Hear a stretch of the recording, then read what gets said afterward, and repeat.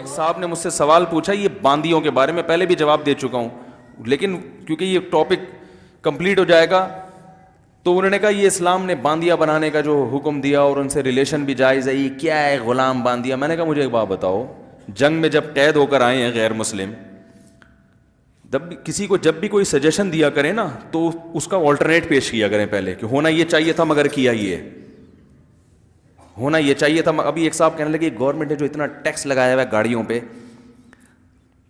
2 لاکھ کی گاڑی ہے 10 لاکھ کی بک رہی ہے، تو یہ کیا ہے؟ میں نے کہا بھائی میں گورنمنٹ میں بھی نہیں ہوں نہ مجھے کوئی ٹیکس کا، لیکن ایک اشکال ہوتا ہے کہ اگر یہ ٹیکس ختم ہو جائے اور وہ 10 لاکھ کی گاڑی 2 لاکھ پہ آئے تو روڈ پہ پاؤں رکھنے کی جگہ کیا کہہ ہوگی؟ اتنی گاڑیاں آ جائے گی، رکشے والے بھی رکشے بیچ کے لینڈ کروزر خریدیں گے، پھر رکشہ لینڈ کروزر میں آ جائے گا۔ حقیقت ہے، ہم رکشے میں آ رہے ہیں، وہ 6 آدمیوں کی جگہ 1 آدمی آ رہا ہوگا اور وہ گاڑی 6 آدمیوں کی جگہ۔ میں نے کہا ممکن ہے اس لیے لگایا، مجھے پتہ نہیں ہے وجہ کیا ہے، لیکن کوئی بھی سجیشن دینے سے پہلے تھوڑا سا انسان اس کا، بھائی گورنمنٹ کو چاہیے کہ ٹیکس نہ لگائے، ہاں یہ کر دے کہ اس سے گاڑیوں کا رش بھی کم ہو جائے گا، تو وہ کوئی ایسا حل تلاش کر کے لائیں، اور حل تلاش کرنے کے بعد پھر اس پہ اٹھنے والے اشکالات کے جوابات بھی ہوں، پھر آپ بات کریں، تو میں بھی کہوں گا بھائی ماشاءاللہ۔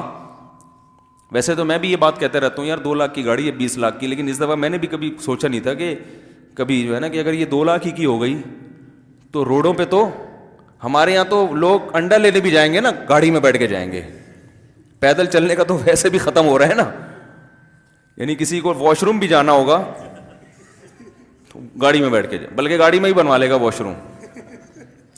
تو کوئی متبادل تو ہو نا کیا؟ ہاں میں باندیوں کی بات کر رہا تھا، میں نے کہا مجھے ایک بات بتاؤ، اسلام جب دنیا میں آیا تو غلام بادیوں کا تو پہلے سے رواج تھا، وہ کوئی اسلام نے نہیں لایا، وہ تو پہلے سے چل رہا تھا رواج۔ اب اسلام میں حکم یہ ہے کہ بھائی جب جہاد ہوا، لڑائی ہوئی، دشمن کے مرد بھی قبضے میں آئے، عورتیں بھی قبضے میں آئیں، اب آپ کے پاس کتنے آپشن ہیں، یا تو ان کو چھوڑ دو ایسے ہی، تو پھر پکڑا کیوں تھا جب چھوڑ نہیں تھا آپ نے؟ وہ جنگ اور لڑائی کا فائدہ کیا جب ان کو ایسے ہی چھوڑنا تھا آپ نے؟ دوسرا آپشن آپ کے پاس یہ ہے کہ ان کو جیل کی سلاخوں کے پیچھے ڈال دو، جیسے ڈالا جاتا ہے۔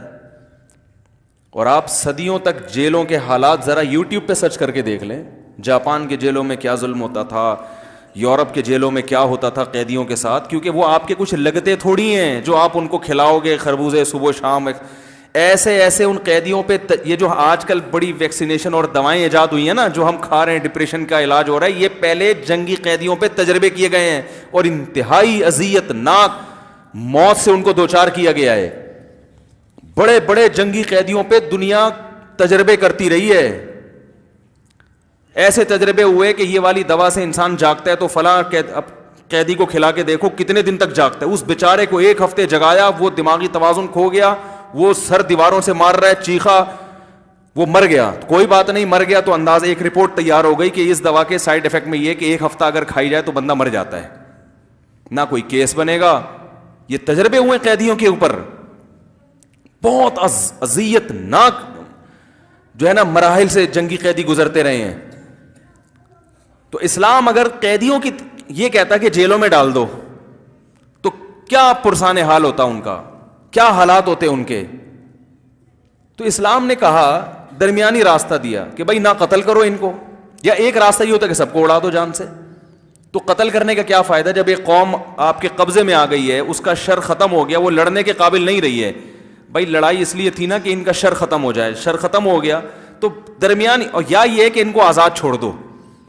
تو آزاد جب ان کو چھوڑیں گے اس طریقے سے تو مغلوب قوم کو انسان کبھی بھی فطری طور پر اپنے جیسا مقام دینے کے لیے تیار نہیں ہوتا، نہ ان عورتوں کو دے گا نہ ان مردوں کو دے گا۔ تو درمیان کا راستہ کہ ان کا بھی فائدہ ہے اور جو مجاہدین ہیں ان کا بھی فائدہ، کہ مجاہدین میں بانٹ دیے جائے، بھئی یہ تم لے لو، یہ تم لے لو، اب یہ تمہارا غلام ہے، اس کا سارا خرچہ تمہارے اوپر اور اس کے ذمہ تمہاری خدمت۔ یہ کانسیپٹ ہے غلام کا، یہ بہترین حل تھا جنگی قیدیوں کا اس زمانے میں۔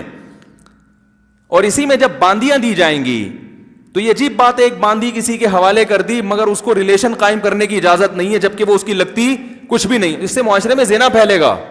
تو اس کو حق دے دیا کہ بھائی جو زوجہ کے ساتھ ریلیشن ہے وہ اس کے ساتھ کر سکتے ہو، لیکن اس کا ساری زندگی نان نفقہ تمہارے ذمے اس سے جو اولاد ہوئی وہ تم اس کے باپ ہوگے, اور اس کو کوئی دوسرا آدمی ہاتھ, یہ پبلک پراپرٹی نہیں ہے.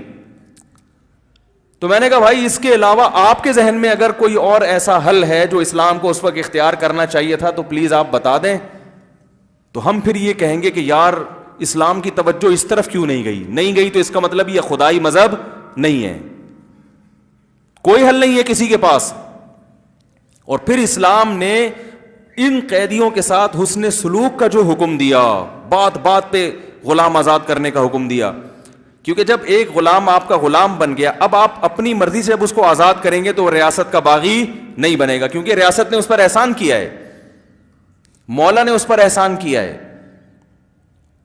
جس باندی کی اولاد ہو جائے اس کو بیچا نہیں جا سکتا, کیونکہ اب وہ مولا کے مرنے کے بعد آزاد ہی ہوگی. قسم کھا کے آپ نے توڑ دی, کفارہ کیا ہے؟ غلام آزاد کرو. آپ سے ناحق کسی انسان کا قتل ہو گیا, کفارہ کیا ہے؟ غلام آزاد کرو. زوجہ سے زہار کر لیا, کفارہ کیا ہے؟ غلام آزاد کرو. تو بہت سارے مسلمانوں سے جو کوئی غلطیاں ہوں گی نا, تو ان غلطیوں کی تلافی میں کیا کر دیا؟ غلام آزاد. اس طرح سے غلاموں کی آزادی شروع. تو اب یہ تو بتا رہے ہیں کہ اسلام میں غلاموں کا نظام ہے, یہ نہیں بتا رہے کہ غلامی تو ساری دنیا میں تھی اس وقت. اسلام میں غلاموں کے ساتھ جو سلوک تھا وہ دوسرے قوموں سے 1000 گنا بہتر. نمبر 2, اسلام کے پاس اس وقت غلامی کے علاوہ جنگی قیدیوں کا کوئی آلٹرنیٹ تھا ہی نہیں. تیسری بات یہ کہ اسلام نے غلامی کو نہیں, غلامی کے آزاد کرنے کو پروموٹ کیا ہے. غلامی کے آزاد کرنے کا جو سسٹم اسلام نے بنایا تھا اس وقت پوری دنیا میں کہیں بھی نہیں تھا وہ. تو یہ سارے اشکالات کھا جائیں گے, ٹھیک ہے نا, بس وہ ایک لے کے بیٹھے رہتے ہیں. خیر, بات کہاں سے کہاں چلی گئی. تو میں جو عرض کر رہا تھا, میں یہ عرض کر رہا تھا کہ حق کا جو کی تلاش ہے نا وہ بہت آسان ہے, اس اعتبار سے کہ آپ اس کو چھوڑ کر جا کہاں رہے ہو. آپ اس کو چھوڑ کر اگر جا کہیں اور رہے ہو اور اس پہ آپ کو کوئی اشکال نہیں ہو رہا, ویسے آپ بہت ذہین ہو کہ آپ نے پیچیدہ کھود کرید کے آپ نے اشکالات نکال لیے, تو اس کی علامت ہے کہ آپ صرف اعتراض کرنے کے عادی ہیں, آپ حق کے متلاشی نہیں. یہ جتنے بھی ہیں مسلمانوں میں جو باطل فرقے ہیں نا, ان میں بھی یہی ہے. مسلمانوں کے اندر بھی تو بہت سے فرقے بن گئے نا جو اپنے آپ کو صحیح کہتے ہیں, باقی سارے جہنم میں جا رہے ہیں. ان کا بھی یہی ہے, وہ آپ پر اعتراضات کرتے رہیں گے, آپ جواب دیتے رہو گے, لیکن وہ آپ کو اپنے اوپر اعتراض کرنے کا موقع نہیں دیتے. تبھی ہم سامنے بیٹھنے کی بات کرتے ہیں, ٹھیک ہے نا, کبھی ہیلو ہائے سامنے بیٹھ کے کرو انشاءاللہ, تو پھر ہم بتائیں گے. خیر, تو میں وہ امام مہدی کے آنے سے پہلے مکمل بھی کرنی ہے نا سورت.